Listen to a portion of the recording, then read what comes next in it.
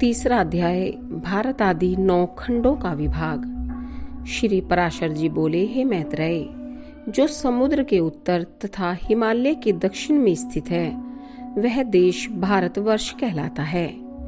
उसमें भरत की संतान बसी हुई है। हे महामुने, इसका विस्तार 9000 योजन है। यह स्वर्ग और अपवर्ग प्राप्त करने वालों की कर्म भूमि है। इसमें महेंद्र, मलय, सह्य, शुक्तिमान, ऋक्ष, विंध्य और पारियात्र ये 7 कुल पर्वत हैं। हे मुने, इसी देश में मनुष्य शुभ कर्मों द्वारा स्वर्ग अथवा मोक्ष प्राप्त कर सकते हैं और यहीं से पाप कर्मों में प्रवृत्त होने पर वे नरक अथवा तिर्यक योनि में पड़ते हैं। यहीं से कर्मानुसार स्वर्ग, मोक्ष, अंतरिक्ष अथवा पाताल आदि लोकों को प्राप्त किया जा सकता है। पृथ्वी में यहाँ के सिवा और कहीं भी मनुष्य के लिए कर्म की विधि नहीं है। इस भारतवर्ष के 9 भाग हैं। उनके नाम ये हैं: इंद्रद्वीप, कसेरू, ताम्रपर्ण, गवस्तिमान, नागद्वीप, सौम्य, गंधर्व और वारुण, तथा यह समुद्र से घिरा हुआ द्वीप उनमें 9वां है। यह द्वीप उत्तर से दक्षिण तक सहस्त्र योजन है।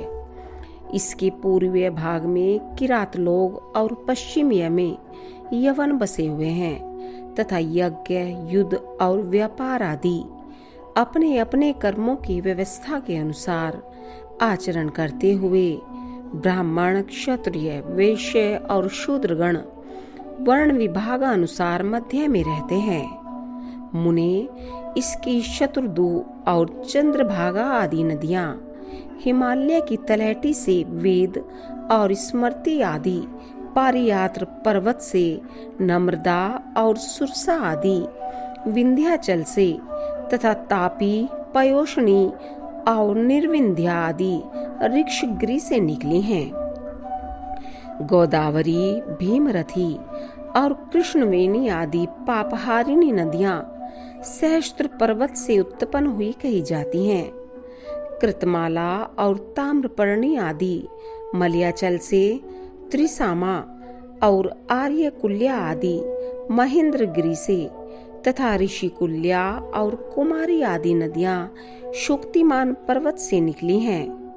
इनकी और भी सहस्त्रों शाखा नदियां और उपनदियां हैं।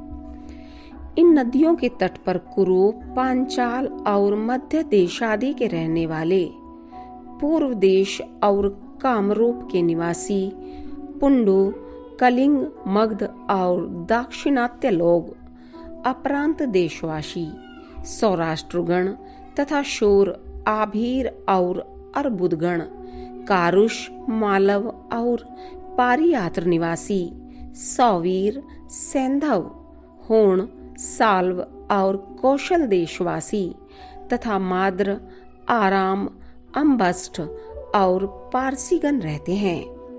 हे महाभाग, वे लोग सदा आपस में मिलकर रहते हैं और इन्हीं का जलपान करते हैं। इनकी सन्निधि के कारण वे बड़े हष्ट पुष्ट रहते हैं।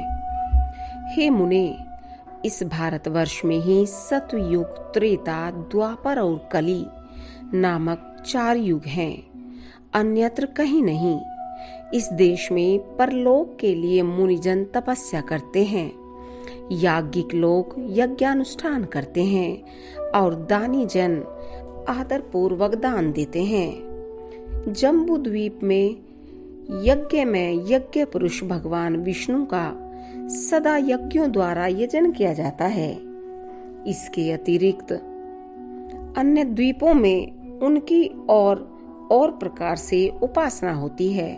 हे महामुने, इस जम्बू द्वीप में भी भारतवर्ष सर्वश्रेष्ठ है, क्योंकि यह कर्म भूमि है। इसके अतिरिक्त अन्य देश भोग भूमियां हैं।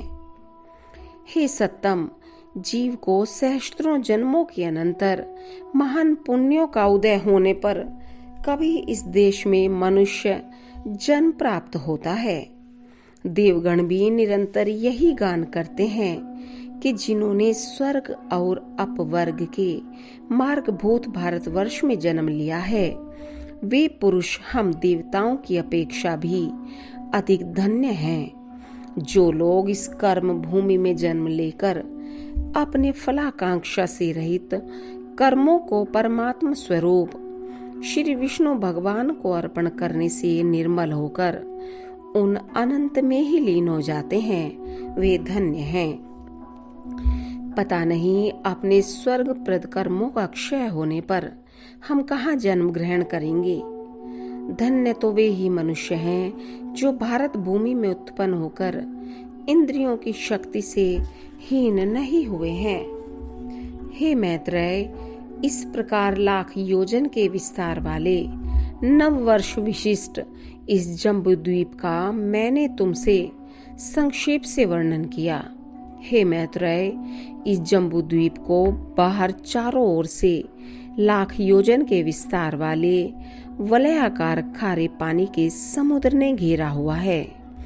इति श्री विष्णु पुराणे द्वितीय अंशे 3य अध्याय।